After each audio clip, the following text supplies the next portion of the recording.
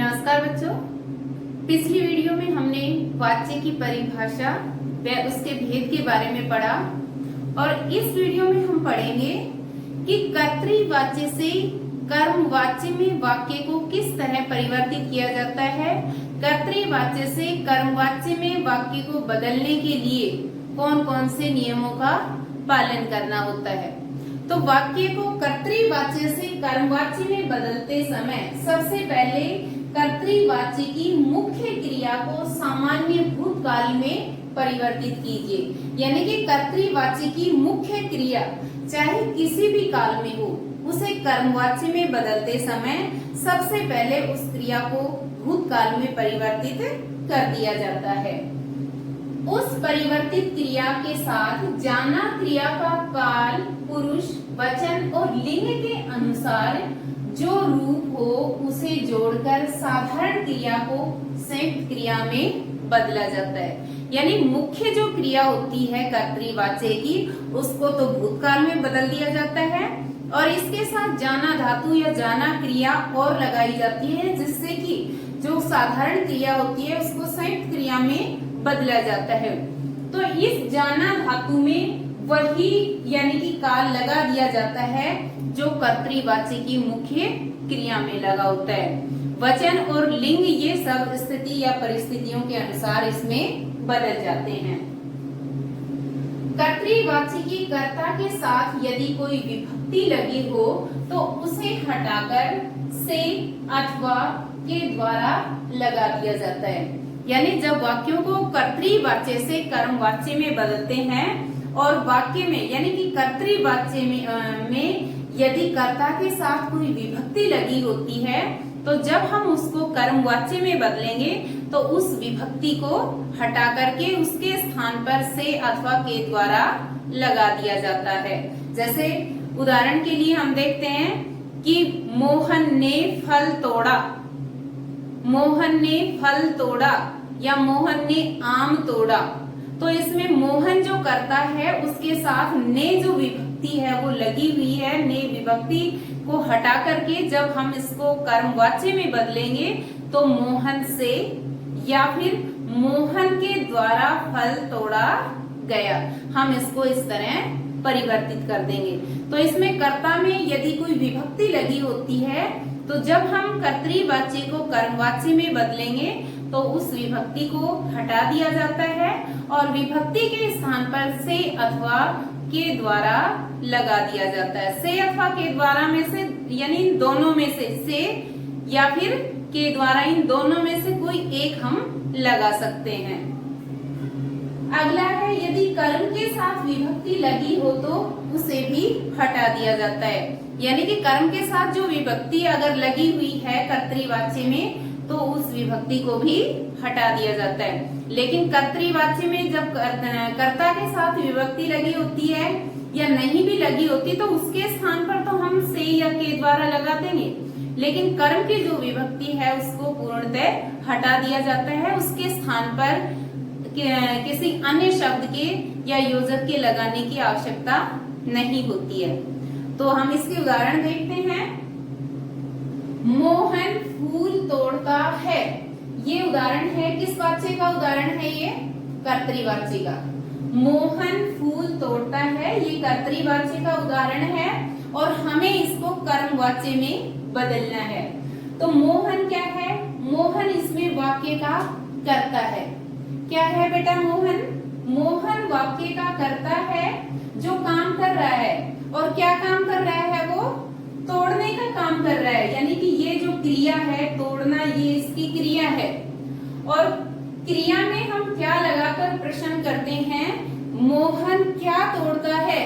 तो इसमें हमें जवाब मिलता है मोहन फूल तोड़ता है। तो फूल क्या है? इसमें कर्म है।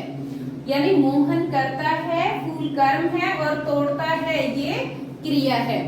अब जब हम इसको कर्मवाच्य में परिवर्तित करेंगे तो हमने ऊपर इसके नियम पढ़े हैं कि कर्तृवाच्य से कर्मवाच्य में बदलते समय यानी कि जो कर्ता है उसके साथ क्या लगा दिया जाता है? से अथवा के द्वारा।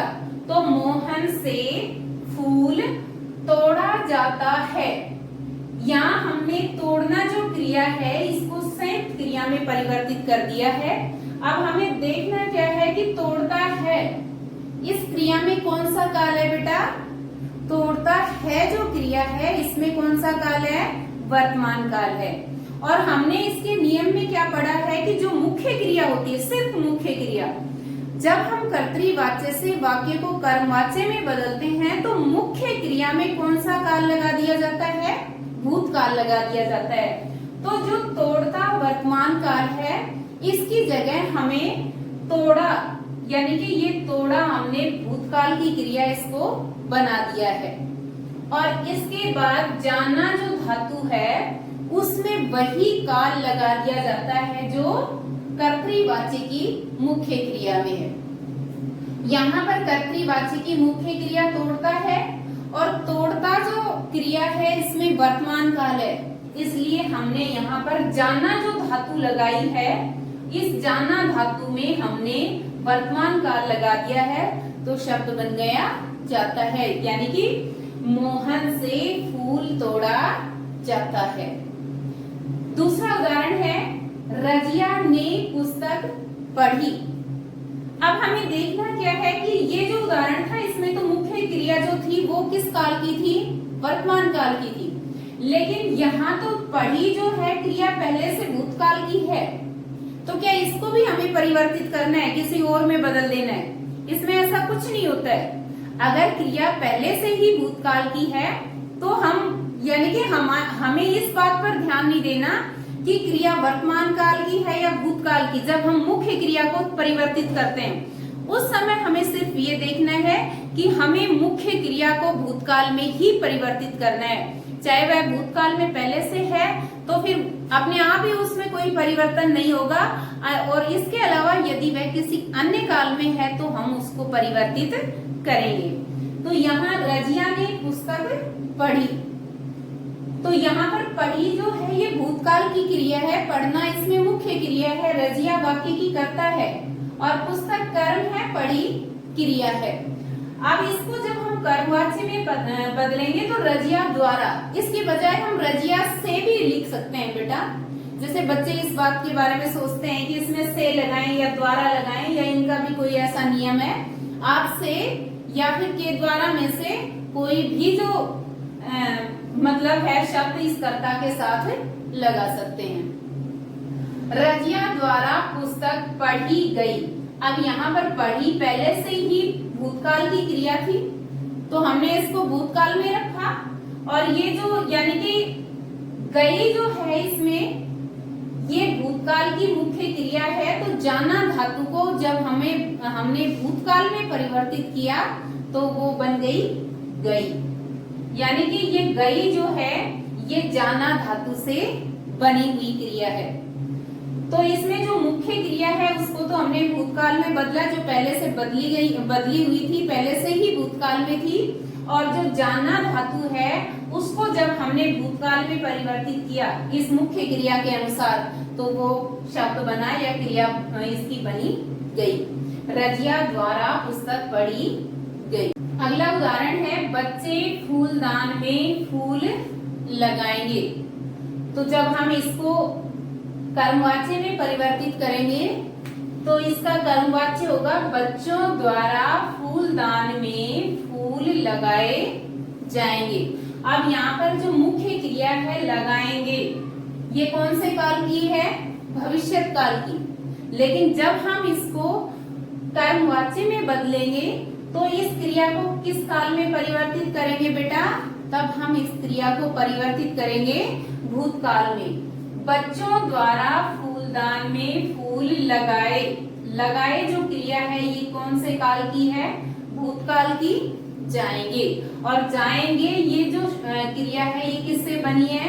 ये जाना धातु से बनी है, और जिसका भविष्य काल में जाएंगे होगा, क्योंकि यहाँ पर कर्तृवाची की जो मुख्य क्रिया है वो भविष्य काल की है। जब कर्तृवाची की मुख्य क्रिया भविष्य काल की है तो हम इसमें जो जाना धातु को जिस क्रिया में परिवर्तित करेंगे वो भी भविष्य काल की ही होगी।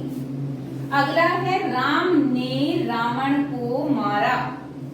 तो इसको जब हम कर्मवाच्य में बदलेंगे तो राम से या राम द्वारा रावण मारा गया। तो इसमें हमने जो कर्म था रावण को, तो उसको जो यानी कर्म के साथ जो विभक्ति थी उसको हमने हटा दिया, कर्ता के साथ से या द्वारा लगा दिया। मारा जो है वो क्रिया अपने आप में भूतकाल की है, इसलिए यहाँ भी हमने इसको भूतकाल में ही रखा। और यहाँ पर जो मारा है ये भूतकाल की क्रिया है, तो हमने जाना धातु को भी भूतकाल में जब परिवर्तित किया या जब उसको भूतकाल की क्रिया में परिवर्तित किया तो वो बना गया। इसके बाद है नानी कहानी सुनाएगी। इसमें भी सुनाएगी जो क्रिया है वो कौन से काल की है? भविष्यत काल की क्रिया है। और जब हम इसको कर्मवाच्य में बदलेंगे तो किस काल में परिवर्तित करेंगे? तब हम इसको भूतकाल में बदलेंगे। इस वाक्य में जो कर्ता है वाक्य का वो कौन है? नानी है। नानी वाक्य का कर्ता है जो काम करने वाली है, यानी कि नानी इसमें कर्ता है, कहानी जो है ये इसमें कर्म है और सुनाएगी क्रिया है। जब हम इसको कर्मवाच्य में परिवर्तित करेंगे तो नानी द्वारा कहानी सुनाई जाएगी। यहाँ पर सुनाई जो है ये भूतकाल की क्रिया है, ये जो सुनाएगी ये भविष्य काल की थी। लेकिन जब हमने इसको कर्मवाच्य में बदला तो हमें इसके नियम के अनुसार क्रिया को, मुख्य क्रिया को किस काल में बदलना होता है? भूतकाल में। तो हमने इस क्रिया को भूतकाल में बदल दिया। सुनाई और जाएगी ये हमने जाना धातु से बनाया है, और जाना धातु को हम उसी काल में बदलते हैं जिसमें कर्तृवाच्य की मुख्य क्रिया होती है। तो कर्तृवाच्य की मुख्य क्रिया यदि वर्तमान काल में है तो हम इसको भी वर्तमान काल में बदलेंगे, यदि भूतकाल में है तो भूतकाल में, और भविष्यत काल में है तो हम जाना धातु को भविष्यत काल में बदलेंगे। और इसमें यानी कि लिंग, वचन ये सब वाक्य के अनुसार परिवर्तित कर दिए जाते हैं। कर्तृवाच्य से कर्मवाच्य में बदलते समय जो ध्यान रखने वाली बात ये है कि मुख्य क्रिया को किस में बदल दिया जाता है? भूतकाल में बदल दिया जाता है। और जाना जो धातु है उसमें वही काल लगा दिया जाता है जो कर्तृवाच्य की मुख्य क्रिया में होता है। इसके अलावा कर्ता में विभक्ति होती है उसको हटा दिया जाता है और उसके स्थान पर से या के द्वारा लगा दिया जाता है। और कर्म में यदि विभक्ति लगी हुई होती है तो उसको भी हटा दिया जाता है। कर्तृवाच्य में बेटा कर्ता की प्रधानता होती है, उसमें क्रिया जो होती है वो कर्ता के अनुसार होती है। लेकिन कर्मवाच्य में कर्म की प्रधानता होती है, कर्म प्रधान होता है इसमें, और इसमें जो क्रिया आएगी वो कर्म के अनुसार आती है।